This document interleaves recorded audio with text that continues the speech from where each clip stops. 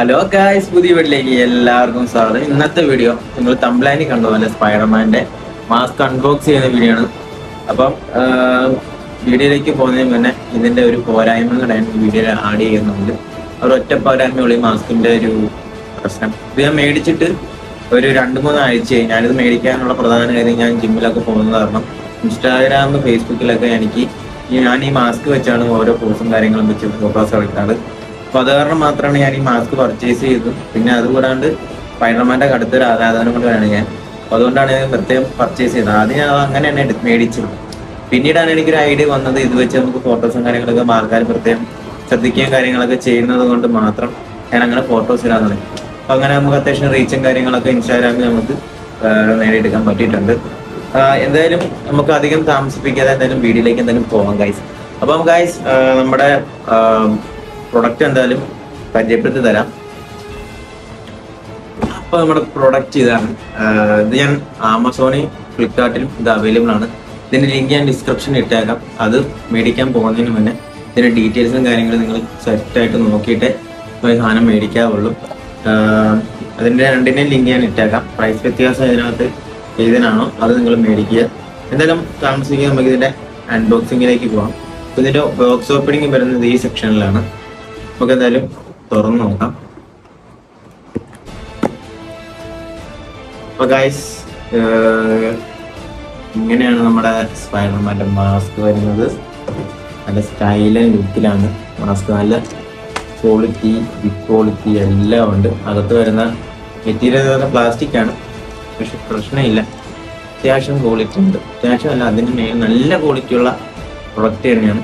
പിന്നെ ഇതിന്റെ back side വരുന്നത് സിബാണ്. ഈ സിബ് ഓപ്പൺ ചെയ്തതിന് ശേഷമാണ് നമ്മളിത് നമ്മുടെ തലയിൽ സെറ്റ് ചെയ്യുക. നല്ല ഫിക്സ് ആയിട്ട് നല്ല സെറ്റായിട്ട് നിന്നോളും. അതിൻ്റെ ഡീറ്റെയിൽസും കാര്യങ്ങളൊക്കെ ഞാൻ കാണിച്ചു തരാം. പിന്നീട് നമുക്ക് ഈ 2 കണ്ണുകൾ നമുക്ക് ഇങ്ങനെ അടയ്ക്കാനും താക്കാനും സാധിക്കുന്നതാണ്. ഇത് കുട്ടികൾക്കും മുതിർന്നവർക്കും യൂസ് ചെയ്യാം. അങ്ങനെ നാണക്കേണ്ട ആവശ്യമൊന്നുമില്ല. എന്തായാലും ഈ പ്രൊഡക്റ്റ് ഞാൻ സെറ്റ് ചെയ്ത് കാണിച്ചിട്ട് ഇതിൻ്റെ ബാക്കി ഡീറ്റെയിൽസും കാര്യങ്ങളും ഞാൻ കാണിച്ചു തരാം. അപ്പം നമ്മുടെ ബാക്കിലത്തെ സിബ് നമ്മൾ ആദ്യം ഓപ്പൺ ചെയ്യുക. ഇത് ഓപ്പൺ ചെയ്തതിന് ശേഷം നമുക്ക് തലയിൽ ഇത് അപ്ലൈ ചെയ്യാൻ പറ്റത്തുള്ളൂ. ഈ ബാക്കി വരുന്ന മെറ്റീരിയൽ തുണി നമ്മുടെ ഡ്രസ്സിൻ്റെ ഉള്ളിലേക്ക് അപ്ലൈ ചെയ്യുക. എന്നിട്ട് മാത്രമേ നമ്മളിത് ചെയ്യാവുള്ളൂ. അപ്പം നമുക്ക് എന്തായാലും വീഡിയോയിലേക്ക് പോകാം.